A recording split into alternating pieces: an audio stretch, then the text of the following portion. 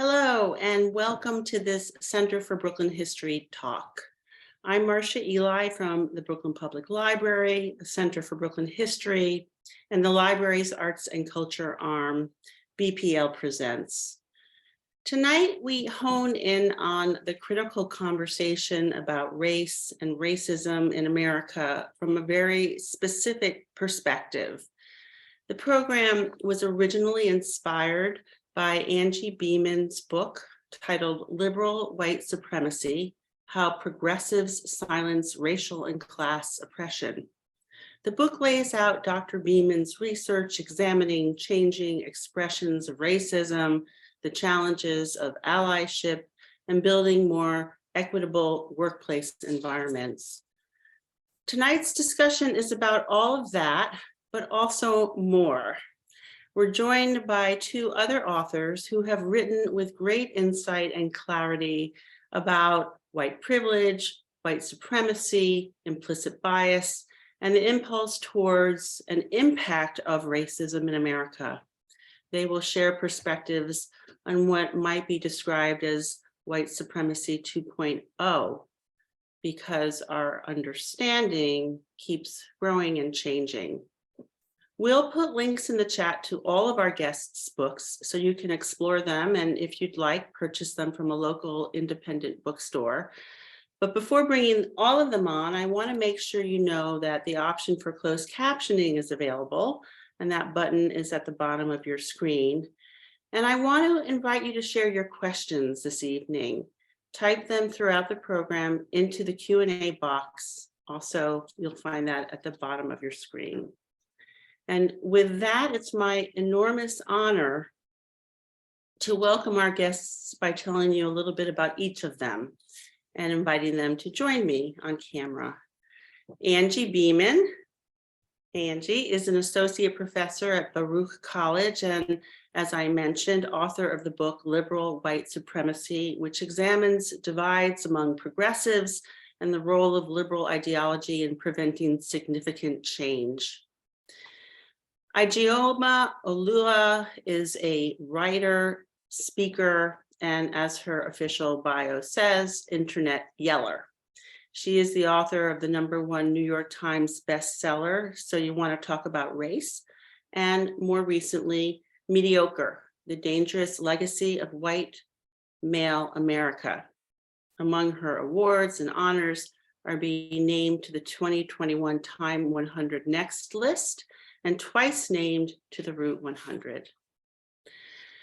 Eduardo Porter wrote the 2020 book, American Poison: How Racial Hostility Destroyed Our Promise. He is currently a Bloomberg opinion columnist covering Latin America, US economic policy, and immigration.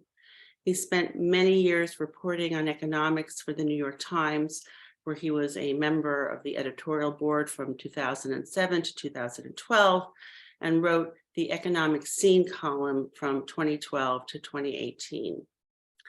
And our moderator tonight is Aaron Morrison, a New York City-based journalist and national writer for the global newswire, The Associated Press. There he covers race, criminal justice, and grassroots social movements. I want to thank you all so much for being here to have this conversation. I am going to be listening so carefully, and it's so important. Thank you for sharing your perspectives and insights. Aaron, I turn it over to you. Great. Thank you very much, Marcia, and thank you to the Center for Brooklyn History, as well as to these panelists. I'm so excited for the conversation we're about to have. As these things typically go, we're going to get in a few questions to all of you, and before we know it, it'll be time for Q&A. So I'm going to ask that we, obviously give us a really good nuanced answer, but let's try to get to as many of these questions as we can, and also leave time for our audience questions. So I'm going to start with Dr. Beeman. We're barely 2 years removed from the so-called racial reckoning over state, social, and economic violence against Black Americans. Not to mention the January 6th Capitol riot that revealed how central beliefs in racial hierarchy are to our democracy. And, let's just point out that it seems like something similar was happening in Brazil a day or so ago in terms of election results denial, but for different reasons. So we won't, it's not exactly apples to apples. Anyway, here's the question for you. Have the last few years proved that even with glaring warning signs, many liberal white people are still not willing to address the elephant in the room? Thank you. And first, I want to thank you for moderating and everyone and Marcia for organizing this. And it's such an honor to be in discussion with these brilliant writers whose work I really admire. And to answer your question, yes, I think many still are unwilling to address these issues. I think that's not to say that people aren't doing the work. Some people are really doing the work and doing it well and are committed. But some have also realized as they started becoming interested in addressing anti-racism because of this racial reckoning, as it has been called, that they're realizing this work is really taxing and they're already ready to give up. My book and my current research is showing that many people of color are actually feeling less supported, felt less protected, less safe in their institutions after a lot of these statements that were issued in support of DEI, in support of the movement for Black lives, condemning anti-Asian violence, statements, land acknowledgements. I can share that at the same time that those statements were being written, I was being targeted in my department or my former department, not where I currently am, but because of the work that I was doing on anti-Blackness and the work in what I'd written on and the work that I'd done with women of color. And my current research on racial targeting is finding similar patterns. One of my respondents was ruthlessly targeted by white women progressives in his department. And he's a biracial man. One parent, he says, is Chinese and the other is German, but people absolutely see him as Asian American. And when he would bring up issues of anti-Blackness and inequity in his department and try to address it, he was told by white progressives that he didn't know what he was talking about because he's Asian. And so obviously he must have had an easy life. And that was actually said to him, I don't think you've actually really had to struggle, and to sort of shut down his attempts promoting equity. And at the same time, he was hearing things like Asian American men shouldn't work out so much because they're physically weaker. And his colleagues actually said that they were concerned about him because he worked out too much. He would hear people mocking Asian accents, making comments about him, about the sexuality of Asian men. So that's one thing that I'm finding in some of my current research. I also write about this in the book, some of this work. A Black woman I interviewed shared experiences of being dubbed the angry Black woman and being passed over for promotion and receiving no support from her white liberal colleagues. And in fact, her white liberal colleagues blamed the problem on the system. Like, they recognized that she had in fact been passed over for promotion many times, but this problem is really systemic. And so she felt like she was getting no support, that these white liberals, her colleagues, were in a position to help her, but they remained silent on the issue. And I think I'm also seeing what many of us have feared, that the momentum we saw of addressing this racial violence has died down, and a backlash has grown in response. And at least in my research, faculty and staff of color are finding that white liberals, they're ineffective in addressing this backlash. One African-American man I recently interviewed said that he was advised to not give public talks on his work because of the attacks on critical race theory. And this was a white liberal progressive who was advising him this. That was his advice. And he didn't find that to be very helpful or very good advice for a young scholar trying to promote his work and to make a difference, to be seen. And it's important to do that, to get your work out there. And in other recent interviews I've conducted, both an Indigenous man and an Asian American man shared with me that they're experiencing a loss of interest in these topics at this time. That while these statements were issued, there was some momentum then, but at the same time, they were facing racial hostility in their workplaces with little help from white liberal colleagues. They're also facing budget cuts to their centers, and again, an unwillingness to confront this head on. And that's not to say that there aren't examples of white progressives who are, again, doing this work, who are confronting these issues. Some of my recent co-authored work with Dr. Sadali Malaku and other scholars, we've talked about not just allies, but accomplices, collaborators, and co-conspirators. And many people have written on that, and that is really important. And that's a step that we need to take beyond allyship. But these are people, they're few and far between, these supporters. I think there's still a long history of unwillingness to confront racism and class elitism, and an unwillingness to deal with the discomfort that comes from that. So I think those are some of the issues we're still facing in 2023. Absolutely. And without saying too much, I could say that something similar has happened in the newsrooms that make commitments to better coverage of these issues. And some teams were standing up teams to cover this, and now we're seeing a bit of a retrenchment on that. So we can talk about that another time. But I do want to move on to Mr. Porter. The question that I thought of for you was just like this idea of there being many issues that liberal white people will publicly say that they are very passionate about seeing progressive change. That could be from policing and education to healthcare and immigration. But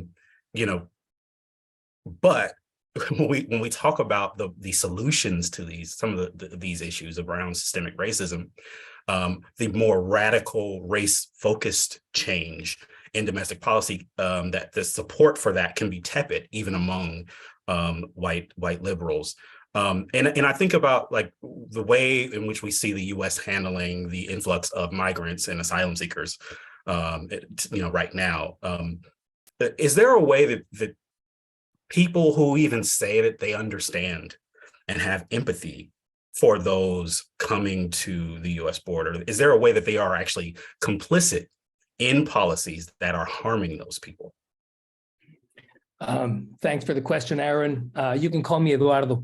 And thank you for inviting me, everybody, and thank you for coming and listening. I mean, it's a complicated and it's a complicated question for which I have no really clear-cut answer. I think that, to be sure, there are instances in where members of what one might call the liberal coalition, the progressive coalition, turn out to have positions that are sort of inconsistent with what we would expect from them when it comes to issues of immigration. Now, I am not sure. I think that what drives that is a series of conflicting thoughts that have to do with people protecting their own position in society and worried of the threat of immigration. Other of these positions might be just straight hypocrisy. So if you talk to me about what's motivating Ron DeSantis or Greg Abbott to send migrants on a plane to Martha's Vineyard or on a bus to Kamala Harris's home, I would say that is really absolutely hypocritical and it's just basically a political ploy, although these guys I would not characterize as liberal. But in the broader conversation, I mean, I've been writing about immigration for many, many years, and I remember efforts, the last big effort to do comprehensive immigration reform, as it was called at the time. And it tried to cobble together a coalition of businesses who wanted cheap immigrant labor with unions. And unions were having a really, really hard time accepting the idea of legalizing, of offering a legal path to many undocumented immigrants because they feared them as potential competitors in the workplace. And the idea of guest workers, of course, was to them a little bit anathema because they saw that as additional competition. So this was, I think, part of a liberal coalition that that had positions that were inconsistent with other parts of the liberal coalition on immigration, right? But I just think that immigration, I mean, this might be a little bit in tension with the question that you're asking and what you might be hoping I say, but I think immigration is a really, really complicated topic. I was looking, in anticipation of your question, I was looking at some polling that has been done about immigration, and it reveals some really, weird, kind of unexpected patterns. So if you ask people, should we have more or less immigration, you'll find what you would expect. Conservative Americans are much more inclined to prefer fewer immigrants than liberal Americans. So 55% of conservative Americans want fewer immigrants. Only 9% of liberal Americans want fewer immigrants. And you could, the question did not specify liberal white Americans, but it also asked by race. And if you look at, 38% of white Americans want fewer immigrants, but also 25% of Black Americans want fewer, and even 18% of Latino immigrants want fewer immigrants in the United States, of Latino Americans. But if you tell people that in fact today the United States offers green cards to roughly 1 million people per year, this isn't true anymore, but up to the pandemic, that was roughly the average, then people freak out and their rejection of immigration goes through the roof. I mean, it entirely changes the answer. If you tell people that 1 million folks get green cards every year, the rejection rate amongst liberal Americans rises to 1/3, amongst white Americans to 60%, amongst Black Americans to 60%, and even amongst Latino Americans, which you might think would be on the other side of this question, it rises up to 2/3. So I think that the issue of immigration is one that will fracture all sorts of coalitions for a very, very long time, because I think it's associated with understanding of what it means to be American, what it means to hold a job, whether immigrants are a threat to my job, whether immigrants, and this is very true amongst white Americans, whether immigrants are changing the meaning of Americanness. And so if you go to rural communities, which have really never seen immigrants, because immigrants tend to go to urban centers, but I've been in, in rural America, in bits of Appalachia, where you'll find a lot of older white folks that are terrified of how immigrants are going to change what it means to be American, even though they've really never really seen one. So there's a bunch of emotions that I think makes it very, very difficult for immigration to fit into sort of like a progressive, kind of like general proposition of a progressive America. And I expect it to be challenging for a very, very long time. If you look at the policies right now of the Biden administration, which came into office saying that he would put in place a very important immigration reform that would offer legal status to many, many undocumented immigrants, well, that's gone by the wayside. That's gone by the wayside because there's a bunch of immigrants at the border, a bunch of asylum seekers at the border. He's being hammered by the Republican Party, who's going to impeach his Homeland Security Secretary. And so that obviously the argument, Biden's argument has changed. And now he is much more about negotiating with Mexico to see if Mexico will take Venezuelans and Cubans and Nicaraguans that the US rejects at the border. It's a very, very different argument than he was bringing when he was first elected. And that's more, a question of political reality. My guess is that Biden still believes what he was saying, but he's just decided that he can't afford the political cost of doing that. So I'm not sure, this doesn't quite go to where your question was, but I'm hoping it helps the conversation. No, I think it does, because we're talking about we're right now under a Biden administration, which many would describe as liberal on a whole host of issues. So I think that example and the explanation you gave is certainly applicable here. Now, I didn't do this ahead of the panel starting, and I know I addressed you as Dr. Beeman, and then I went Mr. Porter, but I want to give Ijeoma her a preference. Would you prefer your first name or Mrs.? Ijeoma is fine. Ijeoma, thank you. So the question I prepared for you is just, can discussions about racial healing really happen without talking about economics? Specifically reparations for slavery, medical apartheid, and the war on drugs. And are there ways that liberal white people stand in the way of that type of economic justice, even when they openly support the idea of reparations or something like reparations? Oh, absolutely. I mean, I think it's important to realize too that nobody really knows what they mean by reparations, right? I am reminded here, Seattle was one of the first cities where I live here in the nation to adopt a $15 an hour minimum wage. And the immediate argument people had was, so I'm going to get a raise too, right? Like people who are making $80,000 a year. Well, am I going to get a raise? Because the immediate fear was, well, then where am I in relation, right? So they were like, oh, I want people to make more money, but I definitely don't think I should be making the same as someone who flips burgers, right? And that was an argument we heard over and over again.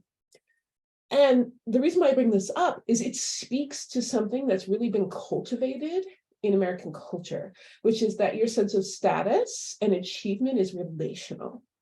And when we don't acknowledge the way that that has been economically and racially built into our society, it gets in our way every time of progress that may well move certain groups that you were used to judging yourself against in closer to your proximity or even beyond you by these measurements. And so that is often where what we would call like white liberals get tripped up, where they're like, oh, okay, yeah, no, I'm all for reparations. Well, what does that mean? Well, does it mean that perhaps your program won't be funded as well, and this one would be funded a little more? Does it mean that perhaps these opportunities would go in this particular place? Does it mean that, you know, maybe there would be this economic, you know, foothold that someone's kids would have that you wouldn't see your kids having, right? These are the sorts of things where, because we have made so invisible the economic advantages of whiteness in our society, it can make people seem like they're losing, or it can make things seem unfair. And so a lot of times when we think that people are being inconsistent or voting against their interests, they're actually not. They're being very consistent and they're voting very much in their own interests. We just don't talk about what those things are. And so I think when we're having these conversations around the economics, it is really vital that we actually talk about the economics we currently have in a really honest way. It's not just talking about economic equity, but talking about the economic disequity we have and how that works along racial and ethnic lines, as well as disability and LGBTQIA populations and things like this, right? It's really vital that we are honest about where things are. And we're honest about, when we talk about privilege, what that means from a socioeconomic standpoint. And so until we do that, and until we're willing to be really honest about what this country was built off of and what individual family, neighborhood, city, state wealth was built off of, we're not going to be able to have a conversation. I think it's also really, really important that we talk honestly about the why and what this builds. So a lot of times we talk about we need reparations and we keep it very vague because it's the right thing to do, right? But we don't actually talk about what it builds. We don't talk about what reparation would build. Justice is not just justice for justice's sake, not in this sense, right? We're talking about what would it mean to build up communities, and what would that mean to all of the communities adjacent to it, all of the people who consider themselves a part of the community. What would it mean to our country, right? And that is something I feel like when we're having these really tough economic conversations, we don't talk about. We talk about risk, we talk about right, we talk about cost. We don't talk about reward. We don't talk about what this would build. You know, for me, when I look at reparations for the Black American community, and you know, I am the daughter of a Nigerian immigrant, right? So often when I think about reparations, I actually don't even think about it in terms of myself if we're talking about reparations, say for slavery. But I think about my community, and I think about, oh my gosh, what would it mean if we started looking economically at correcting some of these wrongs, at giving people an opportunity to have the resources to truly self-determine what our communities look like. What would that mean for us? And there's no way I could ever be against it. You know, even if it came down to like my family not getting a penny, there's no way I could be against it, because the benefit for my entire community is so huge. But those are conversations we don't really have, because we don't have conversations about what is happening right now and the current costs. And so that's really where I think this is, not to be frivolous, but imagination matters, right? It really matters to say what could be, because we like to think that this very rigid system we have is all that can be. And something as quote unquote wild in the US context as like broad, any sort of reparations program pulls us outside of that, and people go, it's not possible. All you're going to do is take money from me and it's just going to vanish and not what could we build? What would that look like? And you can learn a lot from the reality of how things are and what you want to deconstruct and pull apart to find something really beautiful to build. Thank you for that.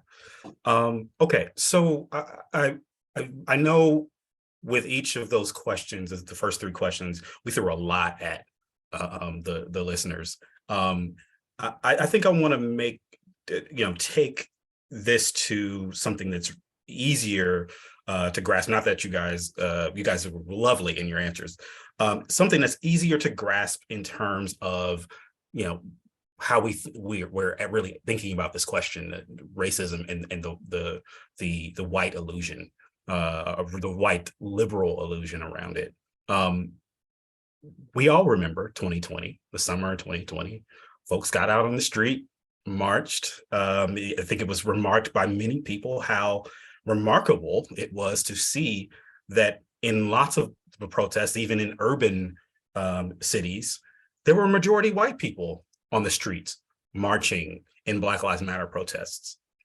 So I want to ask each of our panelists, this is for everybody, if you were to have a check-in with one of, or not saying one of your white liberal friends, but with a white liberal friend who marched and was arrested during protests in the summer of 2020, what might you ask them about their commitments to racial justice in 2023? Like what's the check-in that you can have with someone who made this commitment in 2020 or put their body out there in 2020, but it's 3 years later? I'd like to respond to that, if that's okay. So one thing that I would immediately ask is, what have you done lately? And I ask that because of, again, some of the experience and what I've seen and what I've heard from my respondents in my research about that lack of momentum and that stated commitment without following with actions or just like sort of short-term response. And also, and this is something I address in my book, did you march only when it was safe to do so? Did you march only when it became popular to do so? Or when it was exciting? Where are you putting this commitment elsewhere in your lives as well?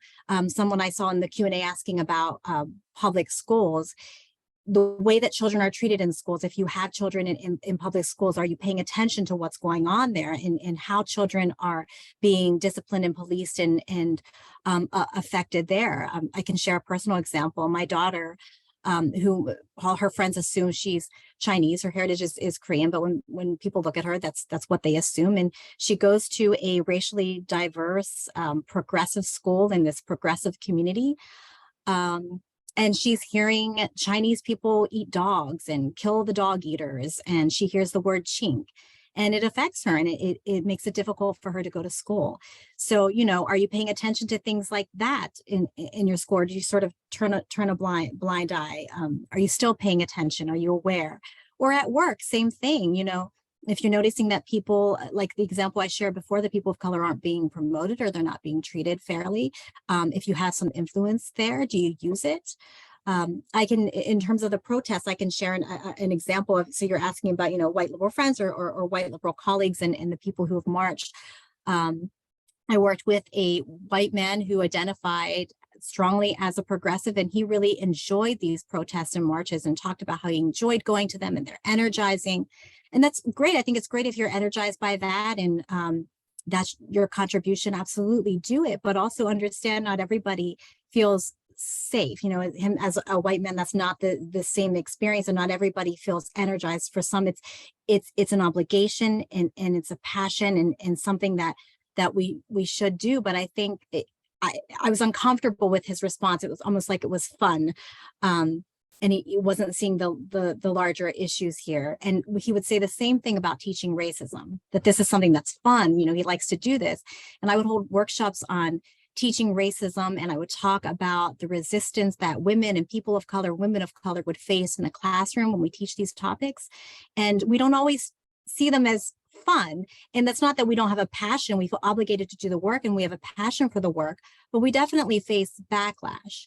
And this same person was would fall silent when women of color would raise these issues in his specific department, right? So it's like fighting the racism out there in those protest marches, but then when it's in kind of his own backyard, he kind of disappeared, was silent.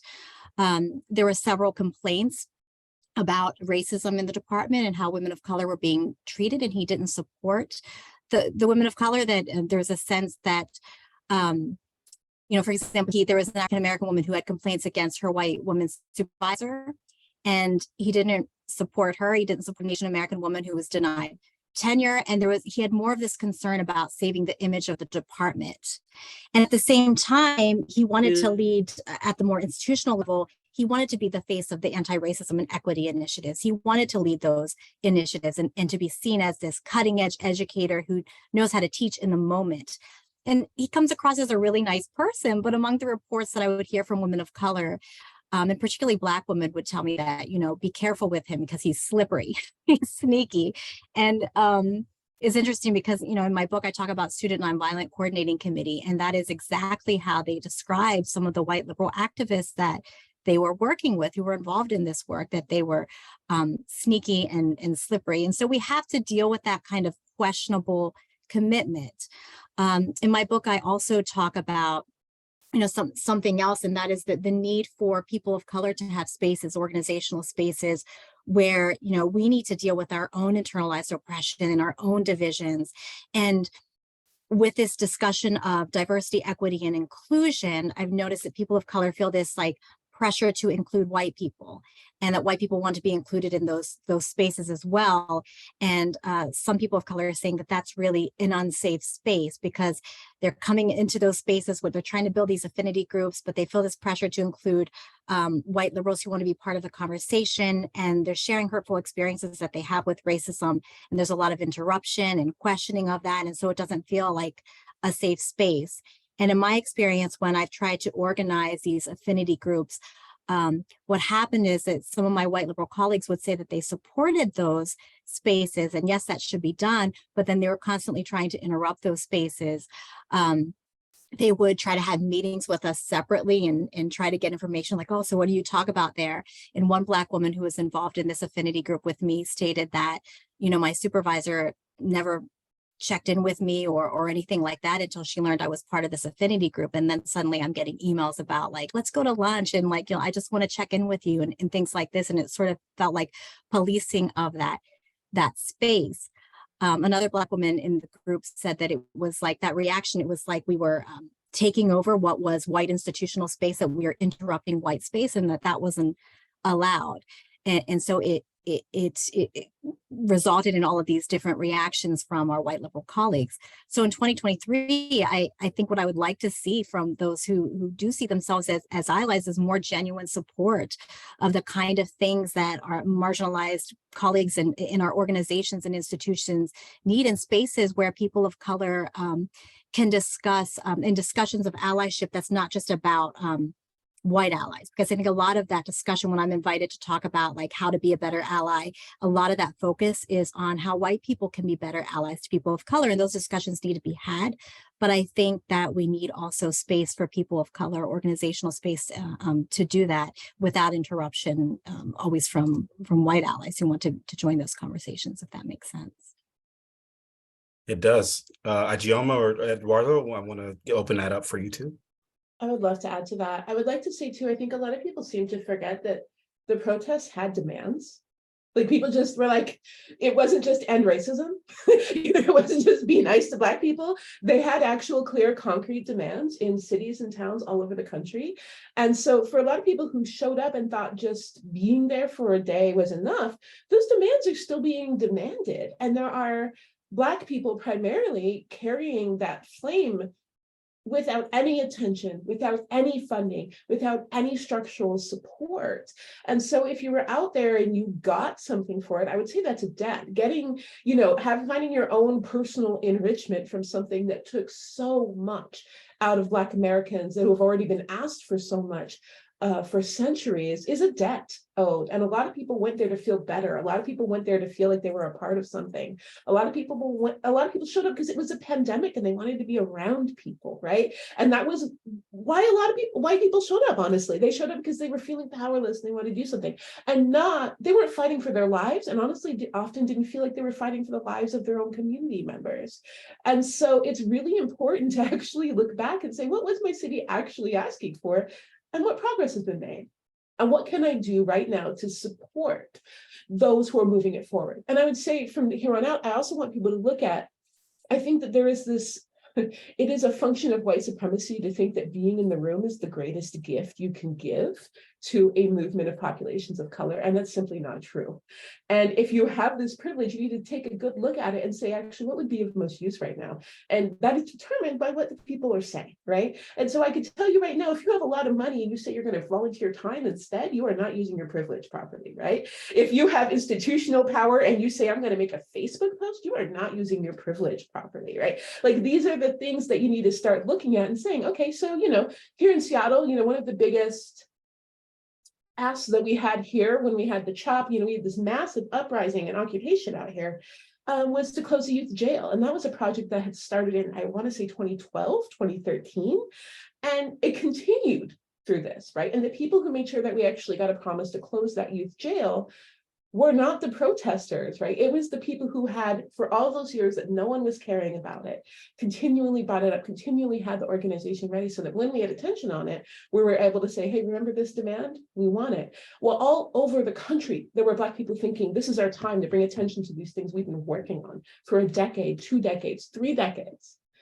And once the attention goes, those demands are still there. And in fact, they're often increased because of the way in which our systems tried to ensure themselves after the uprising and tried to buffer themselves against further change. And so that's actually where you can make the most difference, by saying, actually, you know what, we're not going to forget about it. And I am going to start pouring my resources into it. And now is a good time for me to sit and plan what it looks like to put my resources towards these demands that were made. And that's really vital. We can't afford to only make political progress off the backs of murdered Black people and waiting for global uprising. It has to be happening all of the time. And that means the people who are working for it all the time need your support right now. Absolutely. I can get in another question, or Eduardo, if you want to add your thoughts to this. Well, look, I share some of Ijeoma's questions here.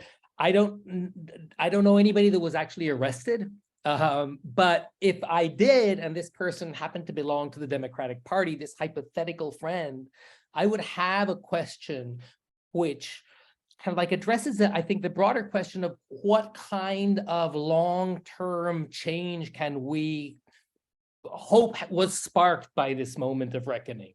What's going to be the longevity of this? And is it, well, how has this moment of outrage filtered through down the years? And what is the consensus today within the Democratic Party, which I would consider, well, is the kind of like the political force driving the objectives of the left here in this country today?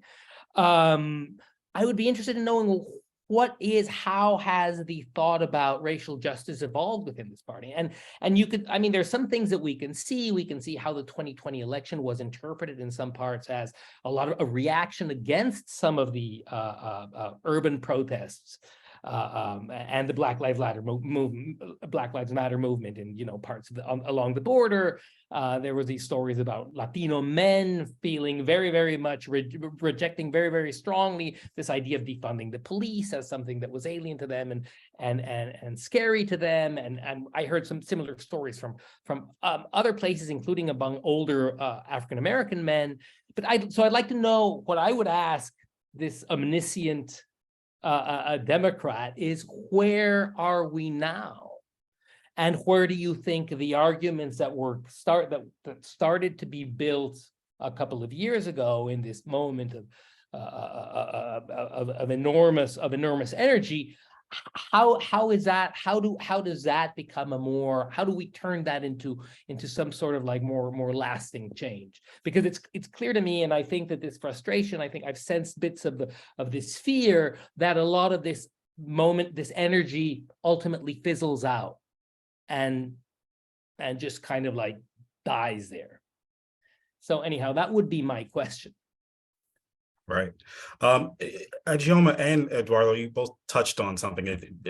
You named that there were demands, that were had or being expressed, not just during the 2020 protests, but well before that on these issues. And one of them being the defunding the police, and that, really receiving a forceful, bipartisan, and multiracial pushback, as Eduardo just mentioned. I'm wondering if any of you can answer this question before we go to Q&A from the audience. How can liberal white people who support the idea of police reform and accountability put more skin in the game? Or when we drill down on that particular topic, or is reimagining law enforcement really antithetical to maintaining a white dominant social order, which is maybe more difficult for liberal white people to admit? I would say it's really important that we investigate that non-Black people in general, across racial borders, investigate their fear of Blackness, because that is the foundation with which the love of policing in this country is built off of. And it is something that even, I would say, even in the Black community is instilled into us, to say, oh, well, there's limits, and, that for some reason we need policing.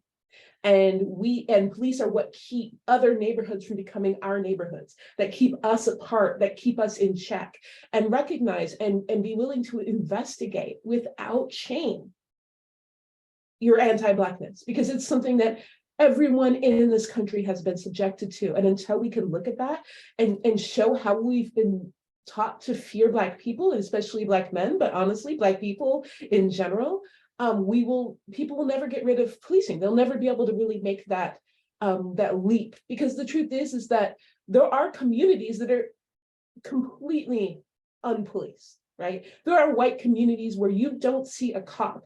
You might see a cop come give a lecture to a kid about shoplifting, and otherwise you never see a cop, right? Because they believe that those communities don't need policing. So we need to look at the fundamental belief that our communities need policing. And until that is addressed, and until liberal white people are willing to look at that in themselves, and I think that's a lot of what stops them from moving forward. Because when people say, what comes after? What comes after that? Like, well, our neighborhoods look a lot like a lot of yours. Like, we have resources for things. We trust in people's ability to learn from mistakes and grow. We trust in healing. We trust in our communities. That's what it looks like. And then people shake their head like they didn't hear it, because they don't want to address that what's really going off is saying, I don't actually believe you guys can do that. I actually don't believe I'll be safe if the reins are taken off. And that is something that I really want people to understand, because I know we're talking a lot about whiteness and white supremacy, but I also want people to get that we can actually do a lot of this work even if a single white person doesn't sign on, because as a coalition of non-white people, there is a lot stopping us from working together that we are actually better suited to address right now. A lot of the white supremacy that we are saying we hope white liberals get, I really hope that a lot of people across racial and ethnic spectrums get. And I would say I have more hope that, my Latin folks, my Asian folks, right, like my Pacific Islander folks can get that sooner and see how they benefit as well from deconstructing anti-Blackness, because it puts everyone at risk from carceral systems. It puts everyone at risk of systemic oppression. And I think that when we talk about this, I really hope people look at that as well. Like when we're talking about whiteness, we're not just talking about white people, we're talking about whiteness as a structure, as a system. And that is something that has infiltrated everyone in this country, and honestly beyond this country, right? It's our greatest export is anti-Blackness as a country. I'm going to give Angie or Eduardo an opportunity if they want before we move to our Q&A, which we've got several really good questions in. I'll respond next unless Eduardo, you want to, because I know she wanted it first. No, go for it, Angie. Go. Yeah. Okay. Well, I mean, I think everyone should realize how, as Ijeoma said, I mean, I don't think I can say it any better about how this affects all of us. I don't think that it's beneficial or ultimately safe for anyone to have this situation as she described in the policing and anti-Blackness that,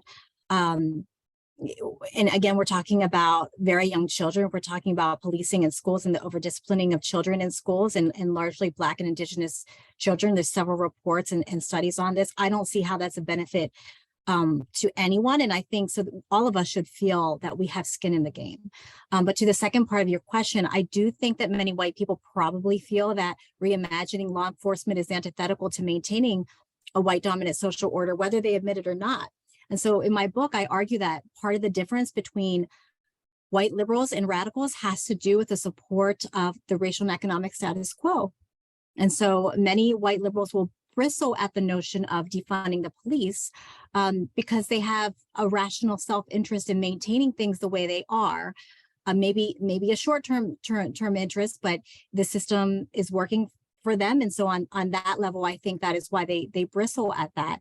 I discussed the movement for Black lives in my book, and I used it as an example of racism-centered intersectionality, but I didn't study it directly. What I studied directly in my book is a community movement that was poised against a corrupt board of education and a fraudulent superintendent that supported problematic practices at the schools. And there was a radical group in this community that was using more confrontational tactics. And they became more confrontational after the Board of Education renewed the superintendent's contract. And this was after overwhelming outcry from parents, like numerous public statements, standing room only sort of thing against renewing the contract, and a vote by teachers, a no confidence vote in the superintendent.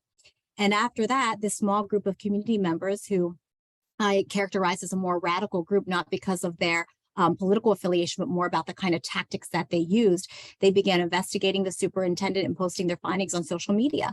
And those findings eventually were confirmed by an independent law firm, but the liberal groups in this community continued to tell the more radical group to tone it down. And I was able to look at, pages and pages of social media posts, but also the emails that this more radical group was getting. And that liberals were concerned that, you're hurting the image of this town. This is the friendliest town. This is a racially integrated and progressive town, and nobody's going to want to live here. I think that they were concerned about the property taxes, right, and the resale of their houses, that they're hurting the image of this town. They didn't also want their position or influence in the town to be tainted. Because in my book, I talk about how there's a history of liberals really wanting those positions in power. And so they only push the envelope so far. And they stated repeatedly to this radical group, look, we agree with you in the goal you're seeking. The superintendent's clearly bad and he's doing all these bad things to the kids, but we can't agree with your methods. And so that should sound very familiar, right? Like that's what Martin Luther King Jr. was saying in his letter from Birmingham jail. In the confrontational tactics, though, of this radical group, it ultimately worked. They couldn't be ignored. The superintendent was asked to resign. And at that point, the liberal organization in the community began posting to their social. They came back and they went silent for a while, and they came back in and they started posting to the social media page and basically implying that they were the reason for this success. And this kind of appropriation of the success of radical movements, the success of the confrontational tactics that radical groups, more progressive radicals use, that appropriation, that's a kind of a pattern that's been documented in earlier movements and tensions between liberals and radicals. So I would say we see the same process with this reimagining of law enforcement, that reimagining and restructuring is maybe too confrontational, too radical for a lot of white liberals, and they fear that they're going to lose something with that and feel much more comfortable just maintaining the status quo. Right. Just really quickly, maybe, I mean, and maybe using the term defund the police is just, a radical tactic to then obtain kind of like a different police rather than no police at all. And one uses this kind of slogan to those means. But I do think that first, I think that the idea of defunding the police literally taken is politically a non-starter. So, one can call for it. I very much doubt that will happen in the American political system. But I do think that there is a very, very fruitful conversation to be had about a different, much less violent police system. And there are other liberal countries which are actually probably very racist countries as well, that have much less violent policing systems, that have policing systems that are not really deployed against a community in the way that the US policing system, the policing system in many US cities clearly is. So I think that there is an opportunity to think of policing systems that liberals will accept, that whites will accept, that are different than this extremely violent, primed to kill system that's prevalent across the United States. I mean, I at one point I was kind of like binging on videos of cops encountering all sorts of people and pulling out their guns and asking them to lie on the floor. And this was obviously mostly African-American men, but not exclusively. And the kind of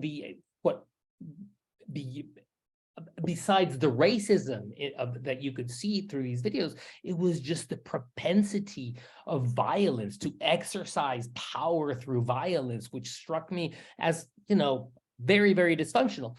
But I do believe, and I think there are examples in the world of policing systems that do not share these properties and that might function, better in the United States.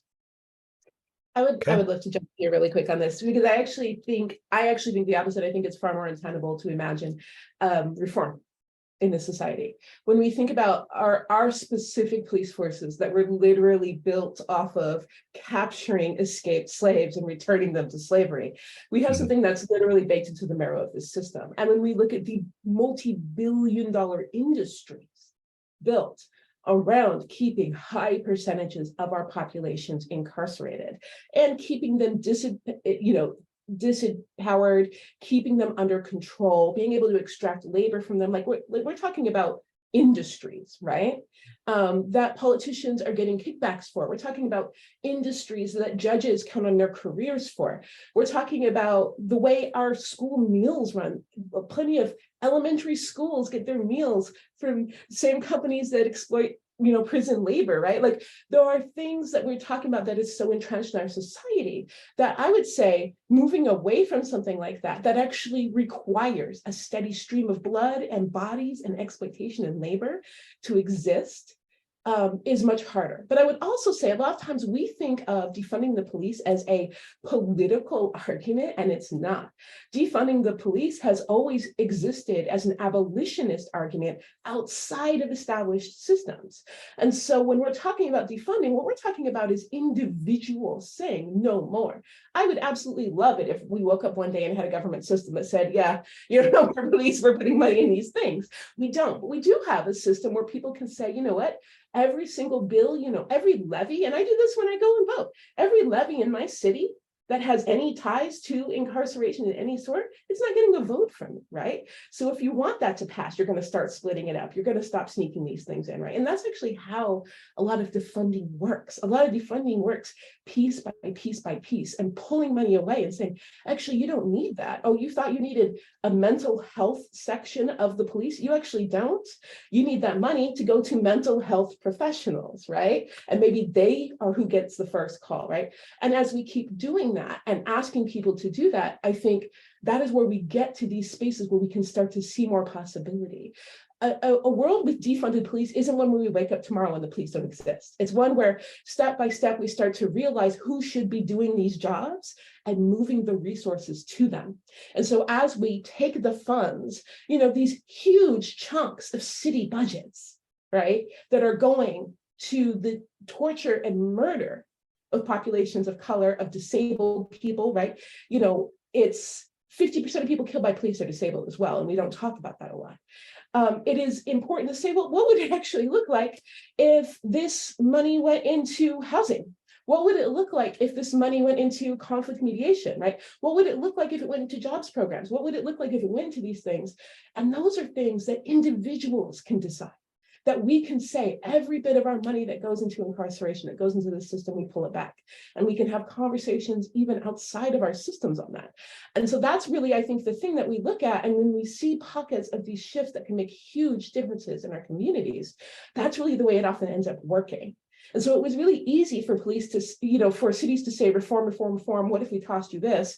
And then sneak in, all these other things to strengthen policing, right? And we somehow defund the police ended up with increased budgets, but it wasn't because it was defund the police. Any word we come up for it, anything that means meaningful change, they're going to say, oh, no, it's not possible, right? You could call it cupcakes for police, and they would be like, excuse me, how dare you, At the end of the day, anything that weakens that power and weakens those billions of dollars funneling into that entire system is going to be seen as a threat. And so we can't expect this system to give us a result, right? Like that's a thing where we have to disinvest. And so I would say, first and foremost, for people who are looking at what is a real workable way to defund the police, is to look at how you personally fund the police and how your community funds the police, and say, no, that ends with me, right? And I'm going to start investing in alternatives. Because every time that we make a call, if we see someone walking around looking disturbed outside and we make a call 911, we are funding the police, right? Every time that we see a levy and it has, roads, schools, and public safety, and we vote yes, and we don't demand that they split that up, we are funding the police, right? Time and time again, we are making those individual choices. And so I really hope people look at that, because I think that a lot of times, and it's not, I wouldn't even say it's a failure of communication, because we are actually pulled away from that. No one asks, no, what does that actually look like on an individual level? The question is it possible? Is it not possible? And not, how is it happening every single day? Because abolitionists have been doing this every single day.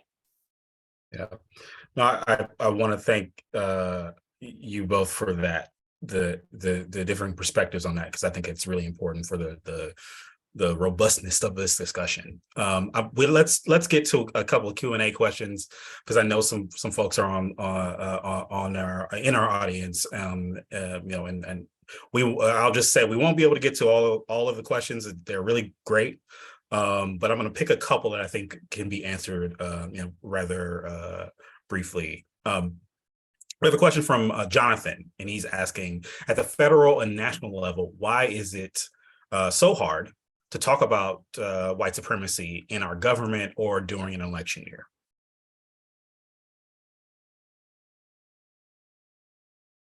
So I mean, if I could rephrase the question, it's like, how is it that you can find politicians are so bold and even naming white supremacy, like say what Joe Biden did in his inauguration? He name checked white supremacy, but where do we find that actually showing up again in how we sort of talk about governing? I would say it's important to look at the way in which white America's behavior changes when they feel politically threatened. There's a really good book on this called White Identity Politics by Ashley Jardina, which actually looks at the way that white Americans identify, and when they don't feel politically stressed or when they feel like they're well represented in government, they identify as American. And they only start identifying as white when they feel threatened and when America doesn't look like them.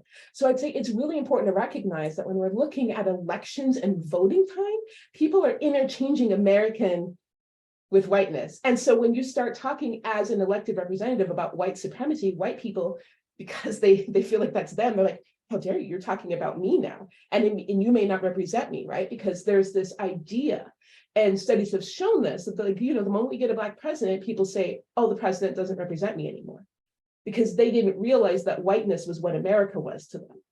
And the moment there's a Black figurehead, it doesn't.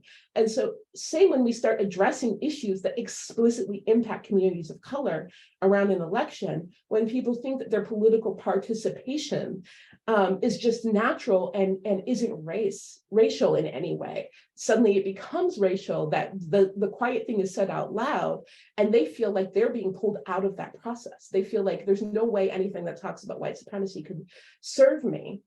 Therefore, I'm not being represented, therefore it's not my country. And so you see a lot of people who will talk real bold when there's not an election and then start talking about, oh, but we have to think about the everyday American, right? Because they're trying to recenter the idea of America as white, and other are populations of color. And when it comes to activating voters, because we have also seen behaviorally that one of the things that many white liberals will do especially is disengage. If they feel like this doesn't represent me anymore, you white conservatives will hyper engage in, like, you know, literally storming a Capitol, but white liberals will be like, this isn't mine anymore. And we see this kind of, they don't represent me, they don't represent my interests, simply because they dared speak to something that they don't feel like, you know, truly represents them. And we see that. And because we don't talk about the way in which so many people haven't investigated that they view American politics as whiteness, that they view America as whiteness, we often, people hit these walls and they don't see why all of a sudden it makes them feel some sort of way when it comes time to vote for a representative that talks about white supremacy, why it suddenly seems like that person that can't represent their interests anymore. And it's because they always expected that everyone they elected into office would put their needs first. And that's the only way it's supposed to work. And until we can really talk about that, talk about the fact that when we aren't talking about race, we're talking about whiteness.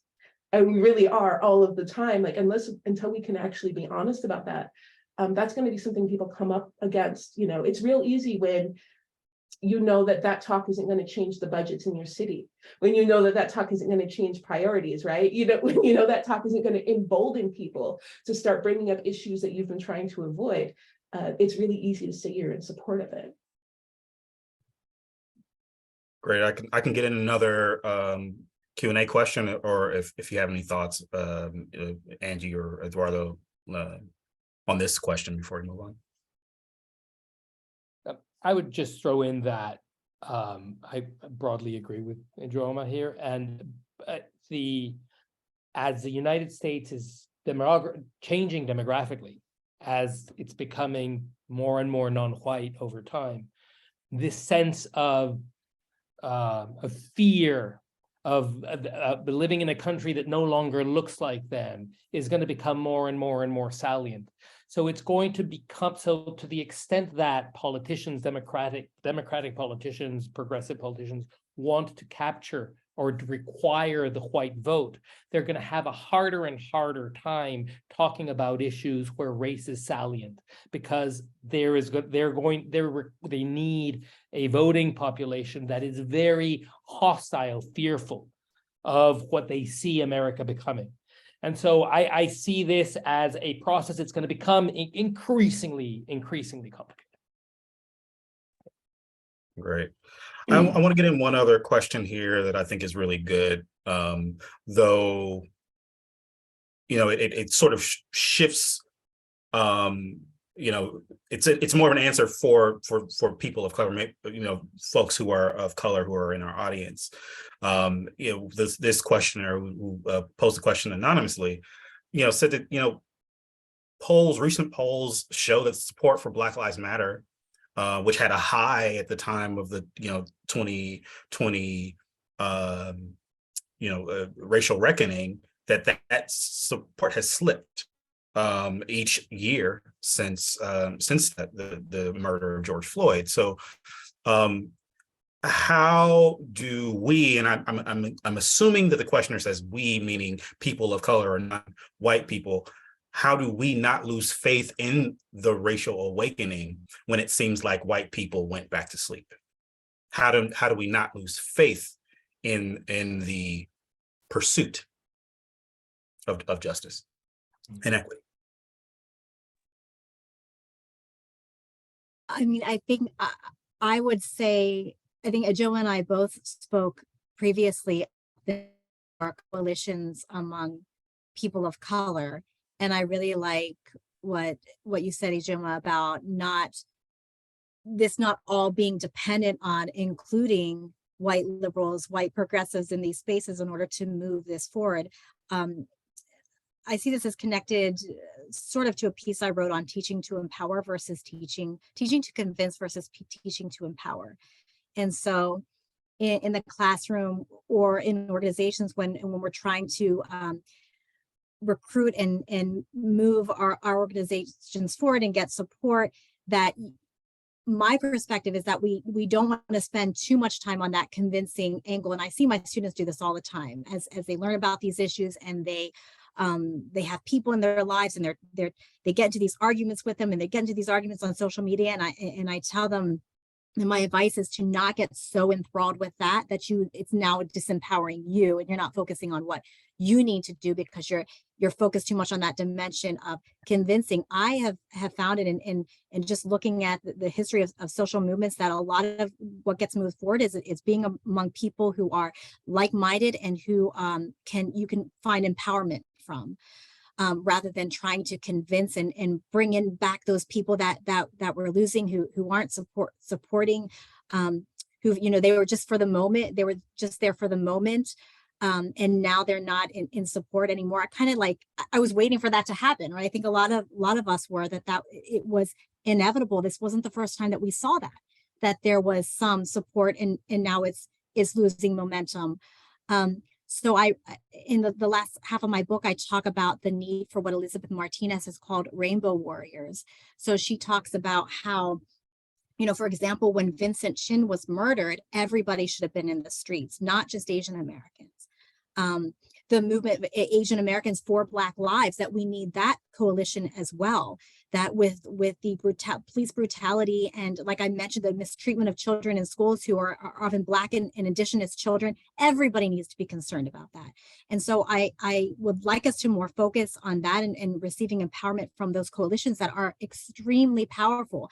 I mentioned in my book, the FBI's following W.B. Du Bois around the world. And one of the things that they note in their records of him was that they were really concerned that W.B. Du Bois was attempting to unite the Black and yellow races.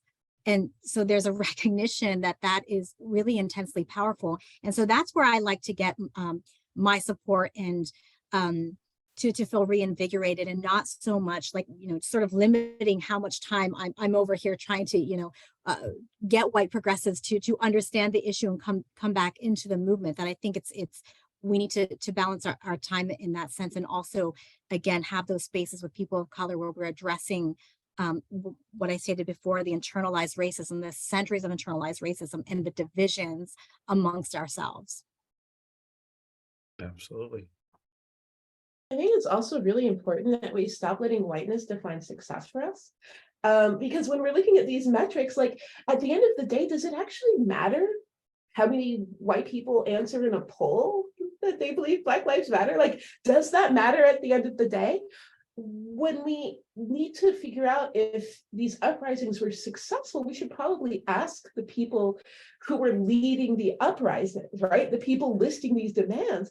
And we have to determine for ourselves. The truth is not only do I expect after a large uprising for support of something like Black Lives Matter to go down, I actually see it as a sign of success, because why on earth would people who have real physical investment in power structures become more supportive once a movement shows it's actually capable of creating change, right? Once it's actually a threat. It's so, we have people for years were saying that they support Black lives, and they were putting their signs in their windows and doing nothing, right?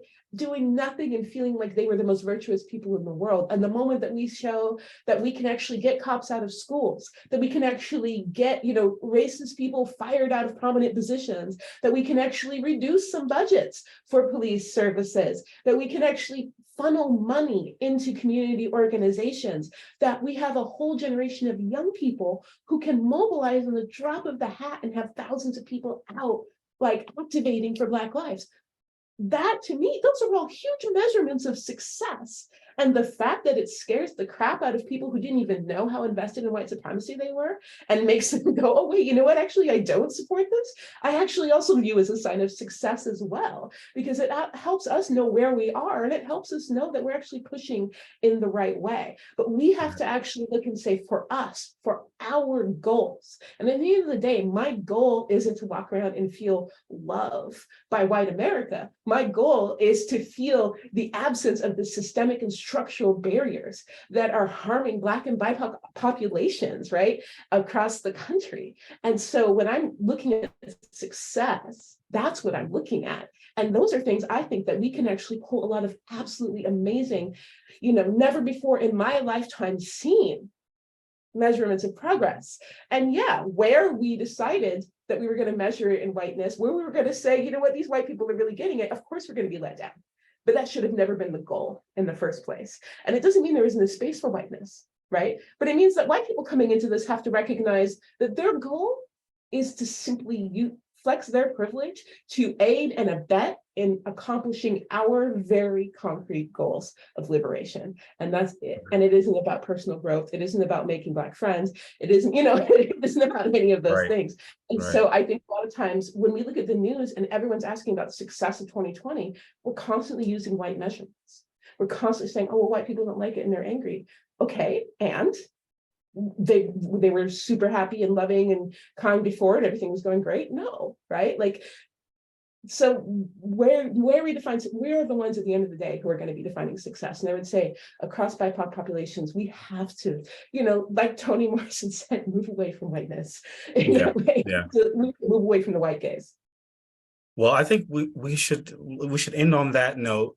I thank all of you for just a fantastic discussion that I actually wish we could have spent much more time on. But I think the audience can definitely and certainly get more from you all by checking out all of your books. So I will turn it back over to Marcia. Yes, I just want to thank you all and thank you, Aaron, for a really amazing conversation. I believe good conversations change what people think. I wouldn't be doing this if I didn't think that. And this was one of those. So thank you all.